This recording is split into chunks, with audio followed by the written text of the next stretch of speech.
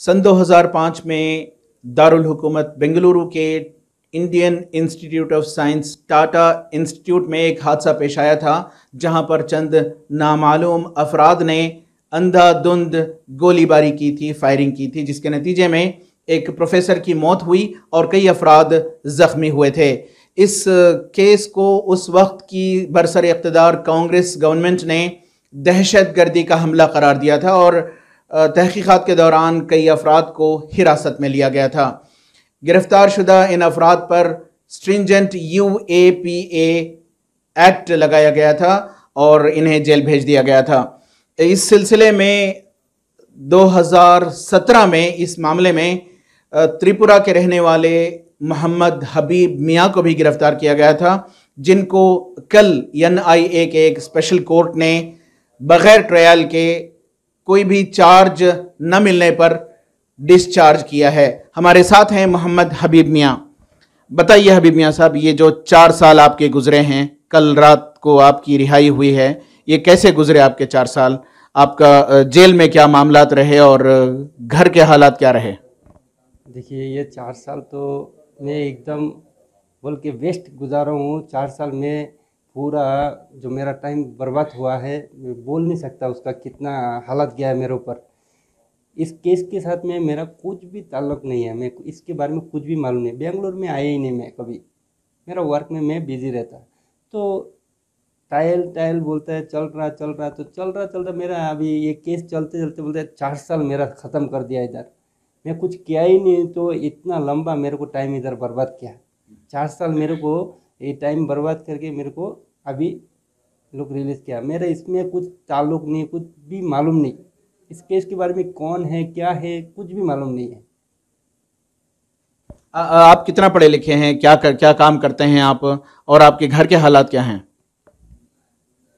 मैं अभी 9th तक पढ़ा हूँ, तो मेरा घर का हालत भी बहुत ही नाजुक हो गया। मैं जब जेल में आ गया बहुत नाजुक हो गया, क्या कि मालूम भी नहीं मैं कुछ किया नहीं हूँ। मेरा फादर का डेथ हो गया, मेरा फादर मालूम भी नहीं मैं क्या, मेरे को लेके आया, फिर फादर सुनने के बाद में डेथ हो गया कि झूठा इल्ज़ाम लगा दिया मेरे ऊपर। मैं 4 साल इधर में पूरा टाइम बर्बाद किया।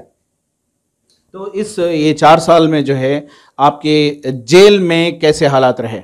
जेल में मेरा इधर 4 साल गया। ऐसा बहुत सारे भाई है जो कुछ टाइल ही उनका नहीं चल रहा, धीरे धीरे चल। बहुत ही आदमी हैं जो 10 साल 15 साल 8 साल गिरा हुआ है, उनको टाइल धीरे धीरे चलता है, उनकी क्या हो रहा है मालूम नहीं। तो मेरे जैसे ऐसे 4 साल ख़त्म करके आया हूँ, मेरे को इसके बारे में कुछ भी मालूम, लेकिन जेल की हालत ऐसा।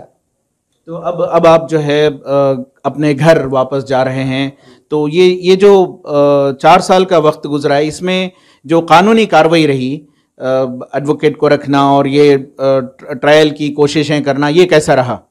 बेंगलोर के मोहम्मद ताहिर लॉयर मेरे को मदद किए और मेरा ये केस के बारे में उन्होंने बहुत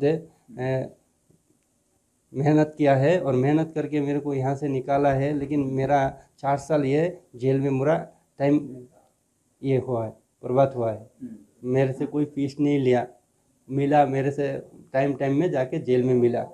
मेरे को पूछा कैसा है हाल, कैसा है, ऐसा सब कुछ पूछा, अच्छा बुरा खबर लिया मेरा। अभी घर जाने का टिकट भी मेरा लॉयर ही बना के दे रहा है मेरे को, ये एडवोकेट ताहिर भाई। तो अभी जो है आप रिहा हो चुके हैं और डिस्चार्ज कर दिया गया है आपको कोर्ट ने, और आप पर अभी कोई इल्ज़ामात नहीं हैं।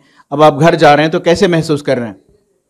वही तो 4 साल के बाद जा रहा हूँ। अब मेरा हाल क्या है, घर का हाल क्या है, वही मैं सोच रहा हूँ कि क्या हो गया मेरा लाइफ में, वही सोच रहा हूँ। खुश हैं आप? क्या आज़ाद हुए? कुछ तो है, पहले मेरे को इतना बड़ा सदमा हो गया मेरे साथ में, मैं सोचा भी नहीं था। वही हमारे साथ हैं एडवोकेट मोहम्मद ताहिर। बताइए सर, ये जो मोहम्मद हबीब मियाँ जिनको कल डिस्चार्ज किया गया है, रिलीज़ किया गया है NIA कोर्ट की जानिब से, तो ये क्या केस था, क्या इसकी ब्रीफ बताइए इस केस की। देखिए, बेसिकली जैसे आपको मालूम है कि बेंगलोर में 2005 में एक हादसा हुआ था, तो पुलिस ने इन्वेस्टिगेशन करके किसी को भी नहीं पकड़ पाई। और ये पुलिस का हमेशा एक मामला रहता है, जब भी कोई केस पकड़ा नहीं था उनके ऊपर प्रेशर रहता है किसी ना किसी को फंसाना बोल के, वो किसी ना किसी ऐसे मुसलमानों पर से फंसा देते हैं और ख़ासतौर पर मुसलमान मासूम मुसलमान बचते हैं। इसमें भी क्या हुआ था, 2008 में लखनऊ पुलिस ने एक आदमी को पकड़ा था सलाउद्दीन बोल के। तो पुलिस ने उसको क्या बनाया, सलाउद्दीन मेन एक्यूज बोल के एक्यूज नंबर 1 बनाया और पूरा केस बनाया कि सलाउद्दीन एक ऐसा आदमी था जिसने कि यहाँ पे स्टूडेंट बन के यहाँ पर था बेंगलोर के अंदर, और उसने क्या किया कि ये एक कार्रवाई दूसरे जो बाहर मुल्कों से आए हुए फिदाई उनके साथ मिलके ये बेंगलोर के टाटा इंस्टीट्यूट में फायरिंग अंजाम दी थी बल्कि 2008 में ये किया था। और उसने जो लखनऊ पुलिस के सामने जो स्टेटमेंट दिया था उसके बेसिस के ऊपर बेंगलोर पुलिस ने उसको 2005 के इंसिडेंट में एक्यूज़ बनाया। उसके स्टेटमेंट के ऊपर जो कि 2008 में रिकॉर्ड की गई थी, उस स्टेटमेंट के बेसिस के ऊपर 2017 में हबीब मियाँ को अरेस्ट किया। हबीब मियाँ में अरेस्ट करके 2017 के बाद में उसे बेंगलोर में लाया गया। तकरीबन सही मैं समझता हूँ कि दिसंबर के महीने में उसको बेंगलोर में लाया गया। बेंगलोर में लाने के बाद से आज तक अभी 2021 आ गए हैं और जून का महीना आ गया।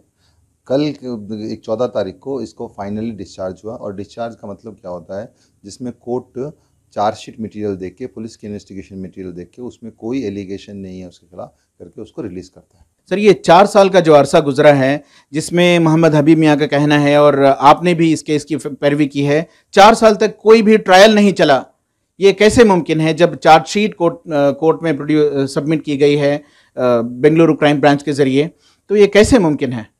मेरे दोस्त, ये मुमकिन सिर्फ इंडिया में है। 4 साल में तो उसको तो डिस्चार्ज में हेयरिंग हो गई। और आपको शायद मालूम नहीं होगा, 2013 में जो वेलीकॉल पुलिस स्टेशन का जो केस था जिसमें बीजेपी ऑफिस के सामने एक हादसा हुआ था, उसके केस में आज 8 साल हो गए हैं, ऑलमोस्ट 8 साल। 8 साल में उनको चार्ज हुआ नहीं है केस। ये तो तुम्हें सिर्फ 4 साल का इंसिडेंट दिख रहा है, उसमें बेचारे 27 लोग तमिलनाडु वाले ऐसे ही पड़े हुए हैं। ऐसे ही बहुत सारे केस हैं 10-10, 11-11 साल से कोर्टों में पेंडिंग है और उनका कोई ट्रायल नहीं चलता है, कुछ ऐसा नहीं। और किसमें इसमें कुछ बहुत हद तक ना ही कमी जो हमारे जुडिशियल सिस्टम की है और बहुत तक जिम्मेदार हमारे एडवोकेट्स भी हैं जो कि सीरियसली करते नहीं है। इस केस में भी 4 साल मैंने डिस्चार्ज एप्लीकेशन फाइल की, फिर वो रिजेक्ट हुई, फिर उसको हाई कोर्ट लेके गया, हाई कोर्ट से दोबारा मैटर को फ्रेश कंसिडरेशन रिमांड कराया और अल्हम्दुलिल्लाह ये इस जब जिस जज के इस कोर्ट के सामने जब फ्रेश कंसिडरेशन हुआ तो उस कोर्ट ने उस मटीरियल को देख के बरी कर दिया। बहुत सारे ऐसे केसेस हैं जहां पर 12-12 साल हो जाते हैं, ट्रायल मुंह तक नहीं होता। सर, अब जो है ये मोहम्मद हबीब मियाँ रिलीज़ हो चुके हैं, इस तरह और भी यूएपीए में अरेस्ट किए गए अफराद होंगे जिन पर संगीन जुर्म के इल्ज़ामात होंगे, उनका क्या होगा? देखिए, जितने भी जो केसेस होते हैं टेररिस्ट केसेस खास तौर पे ऐसे होते हैं, उनमें क्या रहता है, पुलिस 25 लोग को, 30 लोग को, 40 लोगों को अरेस्ट कर लेती है। बेसिकली क्या होता है, जो मेरी अंडरस्टैंडिंग और जो मेरा एक्सपीरियंस है, इन सारे केसेस में करने वाले बहुत ही मुख्तसर लोग होते हैं, करने वाले बहुत मुख्तसर लोग रहते हैं। और पुलिस क्या करती है, उनके साथ साथ और ज़्यादा और दूसरे उनके जो पहचान के लोग या उन्हें कॉन्टेक्ट के लोग, उनको भी मासूम होकर इस केस में डाल देती है। वो पुलिस का एक मकसद क्या रहता है कि हम लोगों को ऐसे डिस्करेज करना है, कोई इस तरीके से केस में इन्वॉल्व नहीं हो। एक पुलिस का एक स्टेट के इंटरेस्ट में ऐसा हो सकता है, मगर मेरा मानना क्या है कि इसमें जो भी लोग होते हैं, मेजॉरिटी जिन लोगों का सिर्फ एक नाम के लिए या पहचान के लिए जिनको फंसाया गया, ये सारे मासूम होते हैं। तो इसमें जिम्मेदारी हमारे कोर्ट्स की है, ये इमीडिएट इसको ट्रायल्स करना और अगर उनको डिस्चार्ज है ज़रूरत तो डिस्चार्ज करना, नहीं है तो उनको ट्रायल दे के उनको एटलीस्ट उनको ट्रायल दे के साबित करना कि वो गुनहगार नहीं है बोल के। बहुत बहुत शुक्रिया। हम बात कर रहे थे त्रिपुरा से ताल्लुक़ रखने वाले मोहम्मद हबीब मियाँ, जिनको 2005 के टाटा इंस्टीट्यूशन पर हुए हमले में गिरफ्तार किया गया था और कल वो उनको डिस्चार्ज कर दिया गया है। और इस मौके पर इस पूरे मामले की पैरवी कर रहे एडवोकेट मोहम्मद ताहिर का कहना है कि मुल्क हिंद में एक पहला ऐसा मौका है जहां पर एक कैदी को जो यूएपीए के तहत गिरफ्तार जिसे किया गया था, 4 साल के बाद बगैर किसी ट्रायल के डिस्चार्ज कर दिया गया है एनआईए के स्पेशल कोर्ट से। रफ़ीक जब्बार, ईटीवी भारत, बेंगलोर।